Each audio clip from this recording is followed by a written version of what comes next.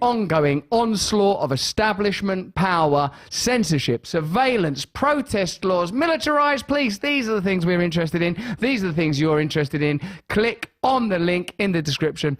Join us over there. We're going to first of all talk about a lawsuit accusing the Biden administration of pressuring platforms to censor the vaccine injured, calling them, ironically, Gareth, anti-vax. One thing you are not, if you've got a vaccine injury, is anti-vax, because you got that injury through a vaccine. I mean, unless these people were anti-vaccine, I don't want a vaccine, and inadvertently tripped over in some sort of laboratory, possibly in Wuhan, where a lot of clownish antics appear to go on, a lot of mishaps and a lot of blunders.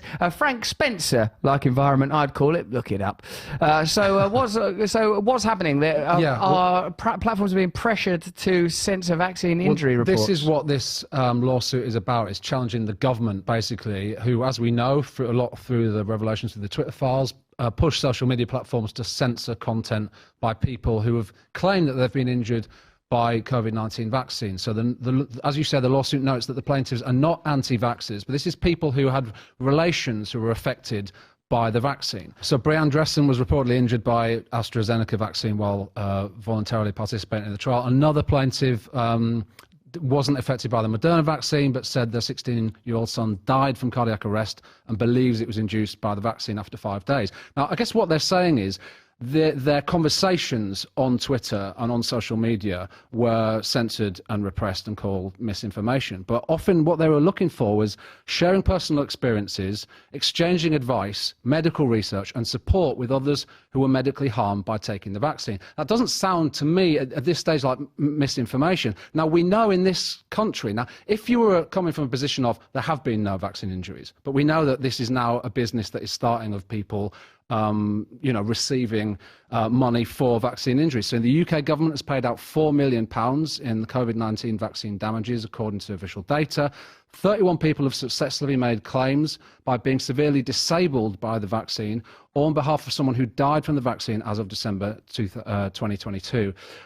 So the Office of National Statistics reports 52 deaths caused by the COVID-19 vaccine. So I guess what they're saying is, these things have occurred. It doesn't matter at this point how small these statistics are. They are people who have died or been injured.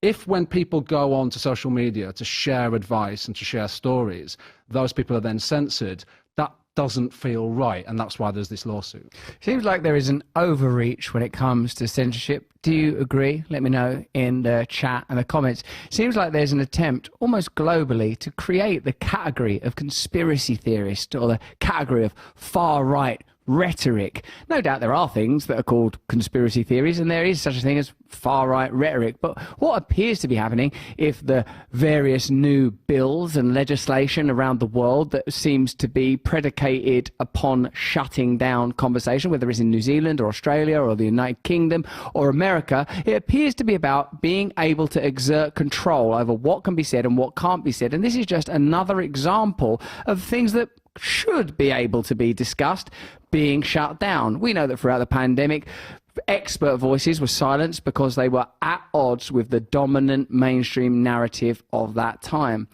Now, when we're talking about conspiracy theories, it was becoming clear to me that what it is a way of making you suspicious of or even dismissive of a story without listening to what's being said.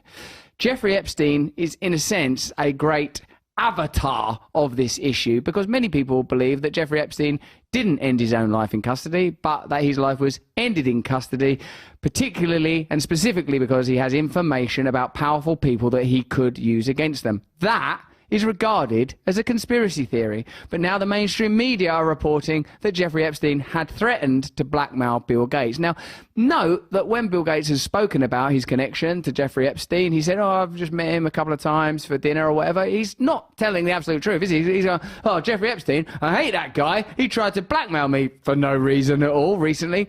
Now, this is not a story about the salacious aspects of the Jeffrey Epstein case or even the criminal sex offences that he has been convicted of. And it's certainly not an allegation that Bill Gates has done anything other than been threatened with blackmail. We don't know what Bill Gates has done or what he hasn't done. We know